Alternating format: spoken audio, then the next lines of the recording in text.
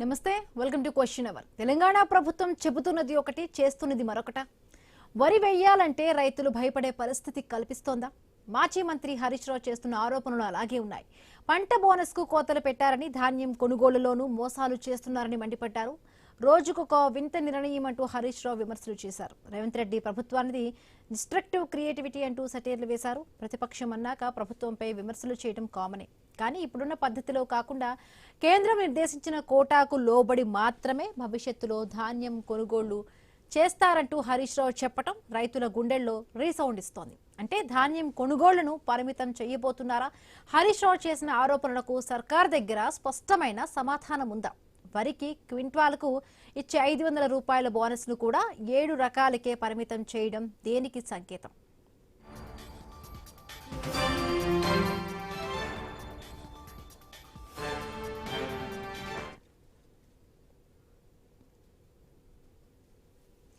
తెలంగాణ ప్రభుత్వం చెబుతున్నది ఒకటి చేస్తున్నది మరొకట మరి వరి వేయాలంటే రైతులు భయపడే పరిస్థితి కల్పిస్తోంది అలాగే మాజీ మంత్రి హరీష్ రావు చాలా ఆరోపణలు చేశారు కాంగ్రెస్ ప్రభుత్వాన్ని డిస్ట్రక్టివ్ క్రియేటివిటీగా హరీష్ రావు ప్రభుత్వం పైన కూడా సటైర్లు వేశారు రైట్గా హరీష్ రావు చేస్తున్న ఈ ఆరోపణలకు సంబంధించి కూడా అసలు ఎంత ఉంది నిజంగా కూడా అంటే పంట బోనస్ కు సంబంధించి కూడా కోతలు పెడుతున్నారంటూ కూడా హరీష్ రావు చేసిన ఆరోపణలో ఎంత నిజం ఉంది సో మాట్లాడదాము జాయిన్ అయ్యారు గెస్ట్లు పైలా కృష్ణారెడ్డి గారు బీజేపీ నుంచి జాయిన్ అయ్యారు అలాగే రాజు గౌడ్ గారు బీఆర్ఎస్ నుంచి జాయిన్ అయ్యారు కస్బా శ్రీనివాసరావు గారు టీపీసీ సెక్రటరీ ముగ్గురు జాయిన్ అయ్యారు నమస్తే అండి వెల్కమ్ టు డ్రైవ్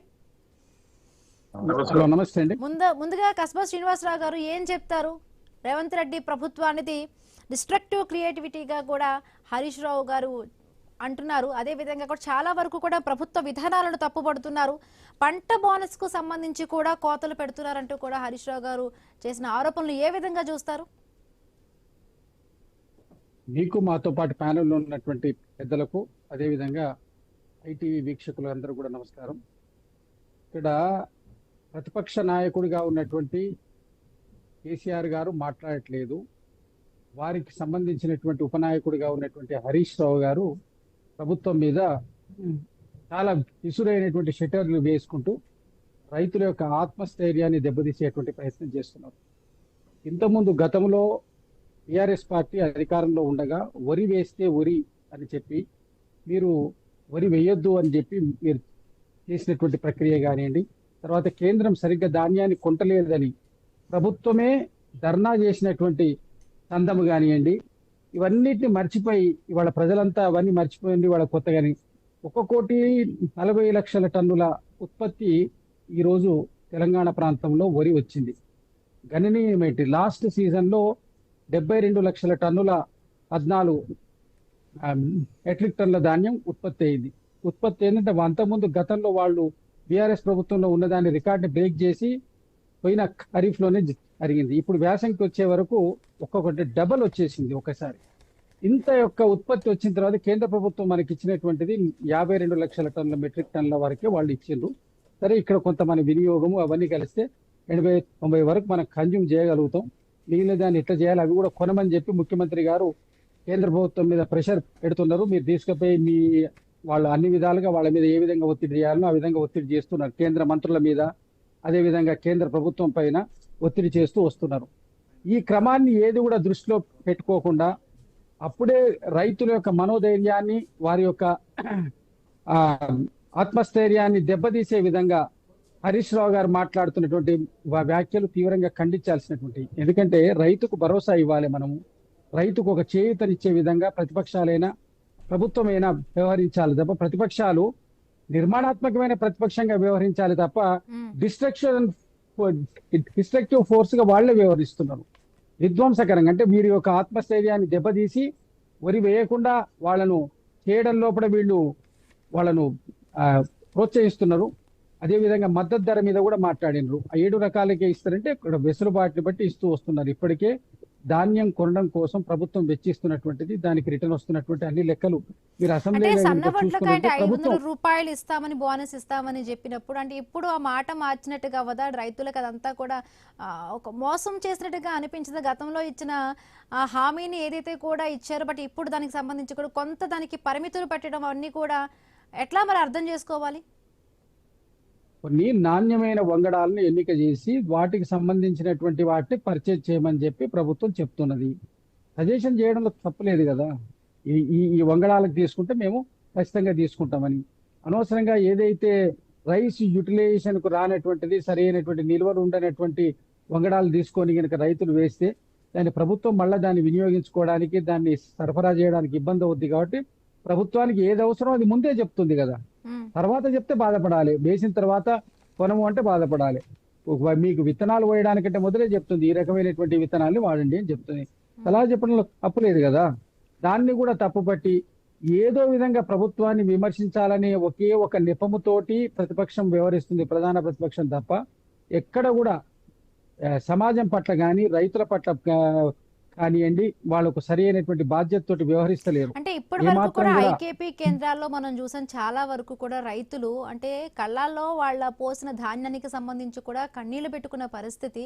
తాలు తరుగు పేరుతో కూడా చాలా వరకు మిల్లర్లు మోసం చేస్తున్నారు. చాలాసార్లు మన ఐ న్యూస్ ఛానల్ ద్వారా కూడా మనం దీనికి సంబంధించి కూడా మనం న్యూస్ని ప్రసారాలు చేసాం. బట్ ఇప్పుడు కూడా ఇంత మిల్లర్లు ఇంత దోపిడీకి దళారులుగా కూడా అయిపోయి దోపిడీ చేస్తున్నా కూడా ఎందుకు ప్రభుత్వం వారిపై ఎందుకు చర్యలు తీసుకోవడానికి వెనకాడుతుందంటే గతంలో చెప్పారు, రేవంత్ రెడ్డి గారు చెప్పారు, ఆదేశాలు ఇచ్చారు, వెళ్ళాలి అక్కడికి వెళ్ళి మొత్తంగా కూడా మానిటరింగ్ చేయాలని చెప్పారు. బట్ అవంతా కూడా కార్యాచరణలో కూడా ఎక్కడ కూడా అమలు కాని పరిస్థితి.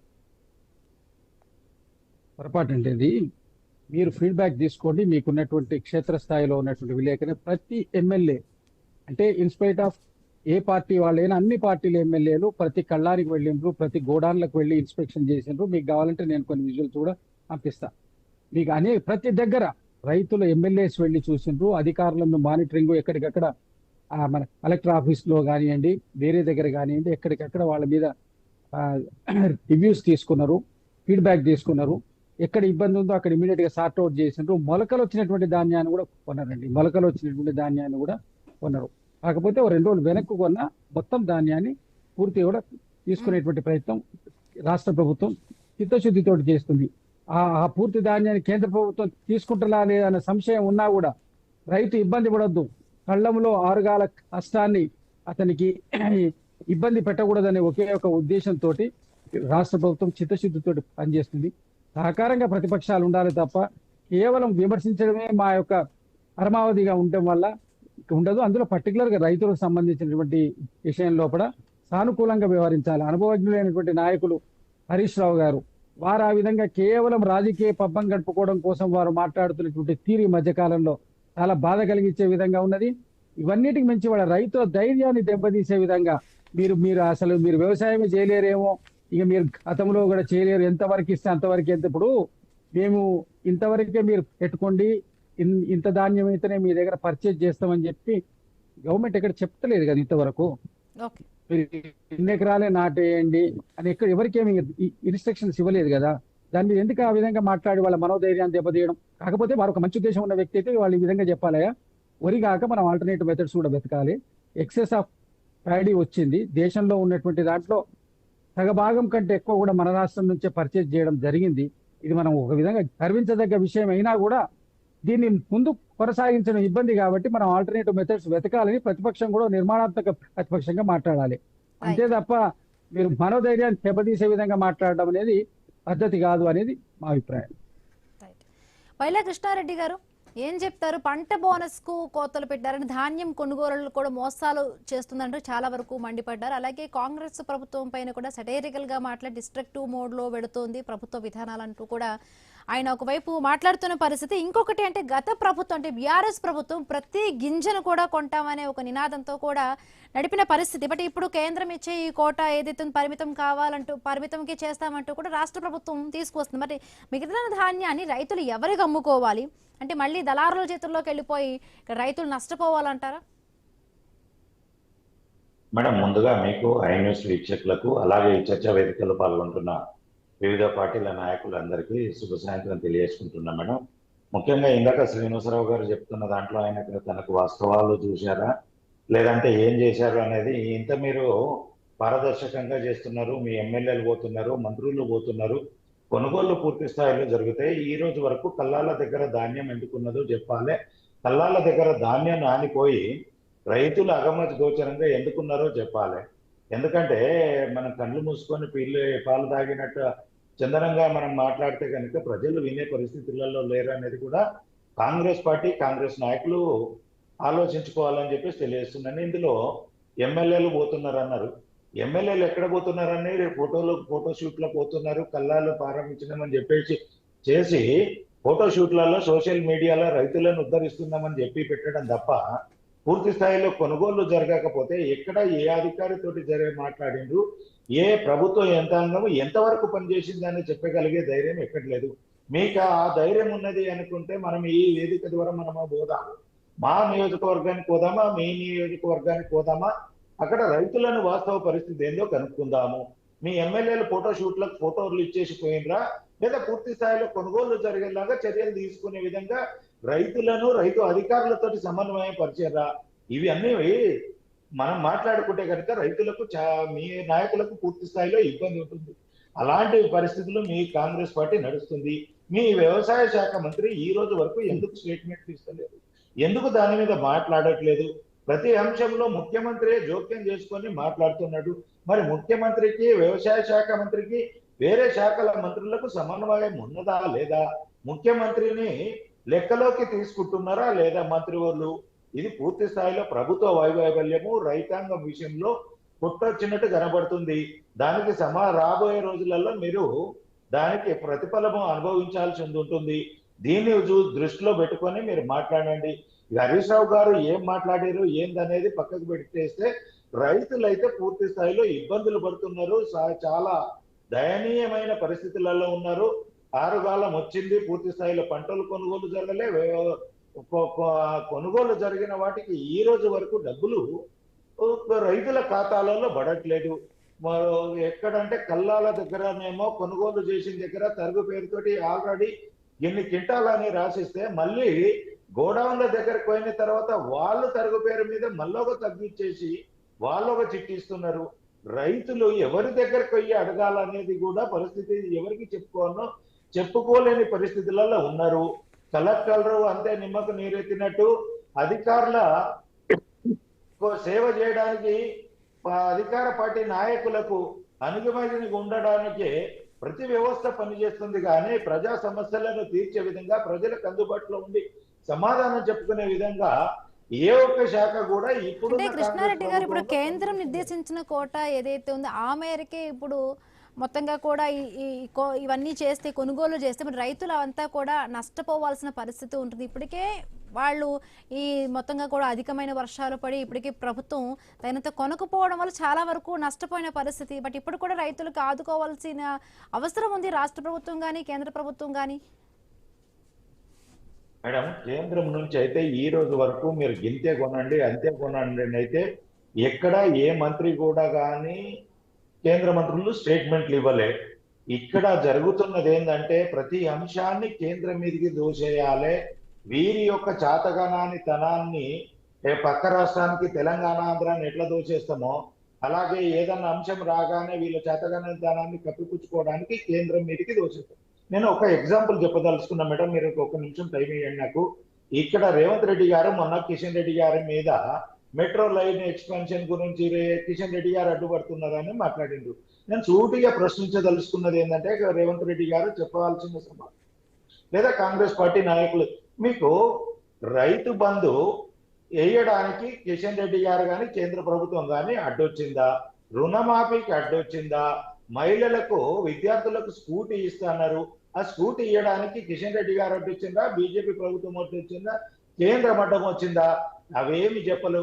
రైతులకు పెన్షన్ పెంచుతున్నారు, దాని గురించి ఏమన్నా అడ్డం వచ్చిందా? ఇవన్నీ మీరు చేత కాకుండా కేంద్రము ఏదో మెట్రో పెంచుదంటే కిషన్ రెడ్డి గారు అడ్డొచ్చిండ్రు, కేంద్రం అడ్డం వచ్చింది. ప్రతి అంశానికి కేంద్రాన్ని సాకు చూపించేసి మాట్లాడడం అనేది సమంజసంగా లేదు. మీకు ఏదైనా ఇబ్బంది ఉంటే కేంద్ర ప్రభుత్వం నుంచి సమన్వయ శాఖల దగ్గరికి వెళ్ళండి, మీరు మాట్లాడండి.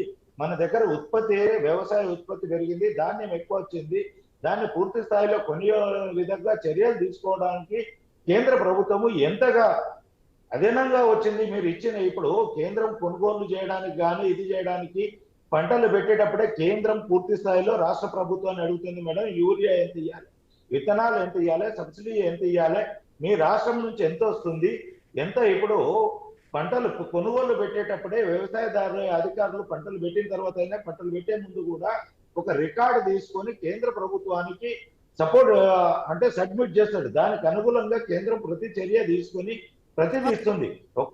అదనంగా కనుక ధాన్యం వచ్చితే కూడా దాన్ని కూడా కొనుగోలు చేయాలని మీరు కేంద్ర ప్రభుత్వం దగ్గరికి, సంబంధిత అధికారుల దగ్గరకో కేంద్ర మంత్రుల దగ్గరకో మీ ప్రభుత్వం నుంచి రిప్రజెంటేషన్ ఇవ్వాలని ఈడ కూర్చొని కేంద్రం మీద నెపం దోచేసి మేము తప్పించుకుంటాం అనుకుంటే కనుక కాంగ్రెస్ పార్టీ వైఫల్యం కిందకి వస్తుందని చెప్పేసి. రైట్. రాజుగౌడ్ గారు, అంటే ఇప్పుడున్న పద్ధతిలో కాకుండా కేంద్రం నిర్దేశించిన కోటాకు లోబడి మాత్రమే భవిష్యత్తులో ధాన్యం కొనుగోలు ఉంటాయంటూ కూడా ప్రధానంగా హరీష్ రావు గారు చేసిన వ్యాఖ్యలు ఇవన్నీ కూడా అంటే అనవసరంగా మేము అట్లా చెప్పలేదు, బట్ రైతులకి ఇవన్నీ కూడా ఒక రకమైన గందరగోళమైన సిచ్యువేషన్స్ క్రియేట్ అవుతాయి. ఎందుకు ఇలాంటి అసత్య ప్రచారాలు అంటూ కూడా అటు కాంగ్రెస్ నుంచి వస్తున్న మాట, అది బీజేపీ నుంచి కూడా అంటే మేము నిర్దిష్టంగా ఇంత మాత్రమే కొనుగోలు చేయాలంటూ కూడా ఎటువంటి స్టేట్మెంట్ అయితే పాస్ చేయలేదంటూ కూడా బీజేపీ నుంచి కూడా వస్తున్న వెర్షన్. గుడ్ ఆఫ్టర్నూన్ అండి.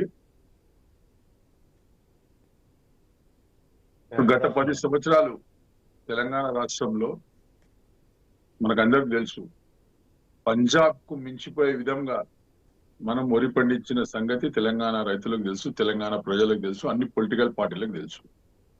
మరి ఆ రోజు కూడా కేంద్రం మేము కొనమని చెప్పేసి 1,00,000 టన్నులే కొంటాము, అంతకంటే ఎక్కువ కొనమంటే ఆ రోజు బీఆర్ఎస్ పార్టీ రైతుల పక్షాన నిలబడి అక్కడ ఢిల్లీలో పోయి ధర్నా చేసిన సంగతి కూడా తెలంగాణ రైతులందరూ కూడా తెలుసు.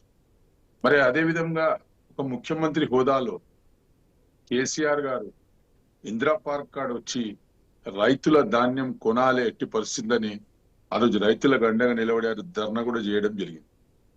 మరి ఇప్పుడు ఆ రోజు రేవంత్ రెడ్డి గారు ఏమన్నాడు, ఒకవేళ కేంద్రం కొనకపోతే రాష్ట్ర ప్రభుత్వం డబ్బులు పెట్టి కొనాలని ఆ రోజు పెద్ద పెద్ద మాటలు ఆడిండు.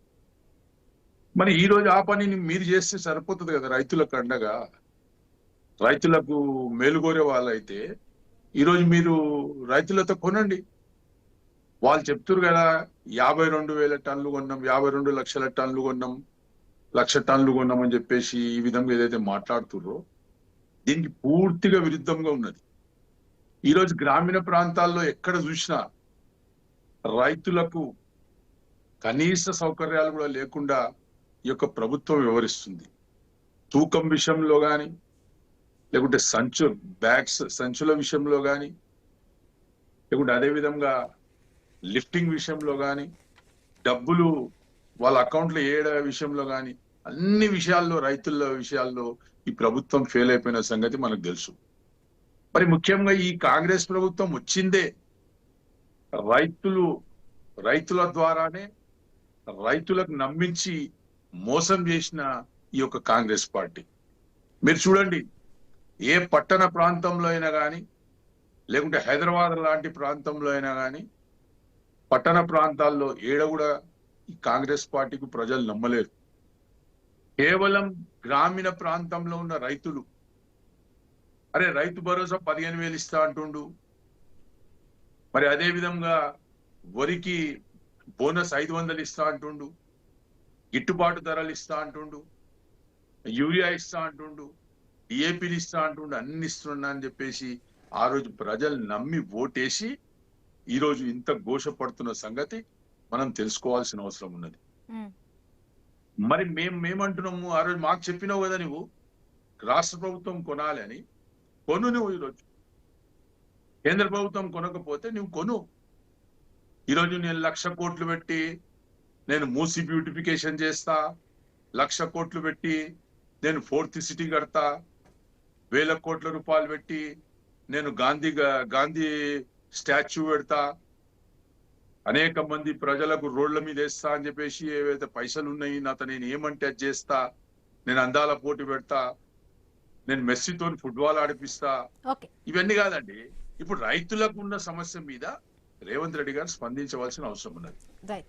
మేం చెప్తున్నాం, తెలంగాణ రైతులు బాగుండాలంటే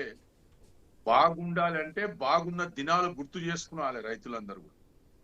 సమయానికి రైతు బంధు, మరి అదే విధంగా యూరియా ఒక ఫోన్ కాల్ లో యూరియా రైతు ఇంటికి ఇవ్వడం గాని, ఓకే లేకుంటే వాళ్ళకి కొన్న ధాన్యానికి డబ్బులు ఇవ్వడం గాని, ఇలాంటి కార్యక్రమం చేసిన బీఆర్ఎస్ పార్టీ కేసీఆర్ గారు, మరి ఈ రోజు రేవంత్ రెడ్డి గారు ఈ 3 సంవత్సరాలలో ఎన్నిసార్లు రైతు భరోసా వేసిండు, ఎన్ని రూపాయలు వేసిండు, ఎంతమంది రుణమాఫీ చేసిండు అనేది ఒకసారి చెప్పాలి. రైట్ 4 లక్షల కోట్లు అప్పు చేసిండు. ఒక నిమిషం వినాలి మీరు మేడం. 4 లక్షల కోట్లు అప్పు చేసిండు. ఓకే ఈ రోజు రైతులకు రైతు బంధు పడలే, రైతు రుణమాఫీ కాలే, రైతులకు సమయానికి యూరియా లేదు, ఈ రోజు కొన్న ధాన్యానికి డబ్బులు ఇచ్చే దిక్కు దివానా లేదు. ఈ పరిస్థితిలో ఈ తెలంగాణ రాష్ట్రం ఉన్నది కాబట్టి తెలంగాణ ప్రజలందరూ కూడా ఆలోచన చేసుకున్నారు. ఈ కాంగ్రెస్ పార్టీ మోసం చేయనికి ఉన్నది. ఖచ్చితంగా ఈ కాంగ్రెస్ పార్టీకి ప్రజలు బుద్ధి చెప్తారని చెప్పేసి కూడా ఈ సందర్భంగా తెలియజేస్తున్నారు. కస్బా శ్రీనివాసరావు గారు, అంటే గత ప్రభుత్వంతో పోలిస్తే అంటే ఇప్పుడు కొనుగోళ్లు ఎట్లా జరిగినాయి అంటారు? ఏదైనా భవిష్యత్తులో కూడా అంటే రైతులు నష్టపోకుండా కాంగ్రెస్ ప్రభుత్వం ఎటువంటి ఇంకా కార్యాచరణను మొదలు పెట్టబోతుంది? ఇంకొకటి అంటే ఒకవేళ కేంద్రం కొనకపోయినా కూడా రాష్ట్ర ప్రభుత్వం ఆ బాధ్యతగా తీసుకొని కొనుగోళ్ల సంఖ్యను స్థాయిని పెంచాలంటూ కూడా అటు బీఆర్ఎస్ పార్టీ అడుగుతున్న పరిస్థితి. మద్దతు ధర ఏదైతే మినిమం సపోర్ట్ ప్రైస్ అనేది అయితే ఎంఎస్పి ఉంటుందో, ఎంఎస్పి ప్రకటించినటువంటి అన్ని ధాన్యాలను కొనేటువంటి పూర్తి బాధ్యత కేంద్ర ప్రభుత్వానికి.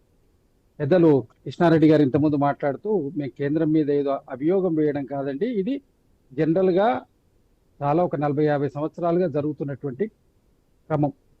దీన్ని వైఎస్ రాజశేఖర రెడ్డి గారు ముఖ్యమంత్రి ఉన్న కాలం లోపల వారు కళ్ళాల లోపల నుంచి వాళ్ళు ఎఫ్సిఐ వాళ్ళు డైరెక్ట్ కొనకుండా దళారుల ద్వారా కొనేటువంటి వ్యవస్థను నిర్మూలించాలని ఐకేటీ సెంటర్ల ద్వారా కళ్ళాల నుంచి డైరెక్ట్ రైతుల దగ్గర నుంచి కొనేటువంటి ప్రక్రియని మొదలుపెట్టిండ్రు.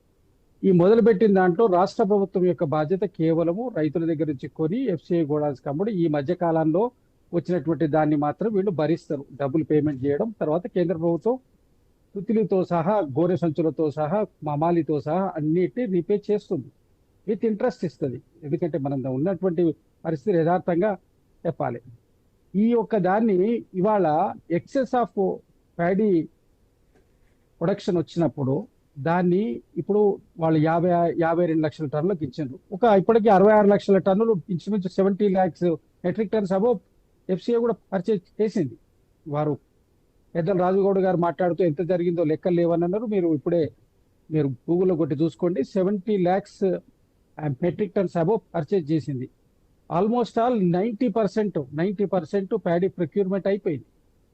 ఒక 10% అక్కడిక్కడ 10-15% అప్రాక్సిమేట్ గా ఉన్నట్టు సమాచారం, అంతకంటే ఎక్కువ లేదు. అది కూడా తడిసిన ధాన్యాలు మళ్ళీ ఒకసారి ఎండబెట్టి చేసి మళ్ళీ కొద్ది ప్రాసెస్ చేసి అమ్మేటువంటి కార్యక్రమం జరుగుతున్నది. ఈ సమయంలో కూడా మనం కేవలం రాజకీయ విమర్శల కోసం కాకుండా మీరు రైతులకు ఇవ్వగలిగిన సలహాలు ఇవ్వండి, రైతులకు సూచనలు ఇవ్వండి. ఇప్పుడు ఒకవేళ మీరు మనం పంట ప్రారంభ దిశలోనే ఉన్నాం కాబట్టి బీఆర్ఎస్ పార్టీ అయినా BJP party excess of paddy procure చేసే పొజిషన్ లో కేంద్ర ప్రభుత్వం లేకపోతే ఆ విషయాన్ని మీ పార్టీ ద్వారా కూడా చెప్పండి. బీఆర్ఎస్ పార్టీ కూడా అవేర్నెస్ చెప్పండి. కేవలం రాజకీయ విమర్శ కోసం మీరు ఉన్నప్పుడు అప్పుడు మీరు అట్లా అన్నారు, ఇప్పుడు మేము ఇట్లా అన్నాం అనేది మాట్లాడుకోవడం వల్ల దీని యొక్క వ్యవసాయదారులకు ఏ విధంగా ఉపయోగం జరగదండి. థ్యాంక్ యూ సో మచ్ అండి కస్బా శ్రీనివాసరావు గారు, అదేవిధంగా రాజు గౌడ్ గారు, కృష్ణారెడ్డి గారు డ్రైవ్ లో పాల్గొన్నందుకు. ఇది ఇవాల్టి క్వశ్చన్ అవర్. Keep watching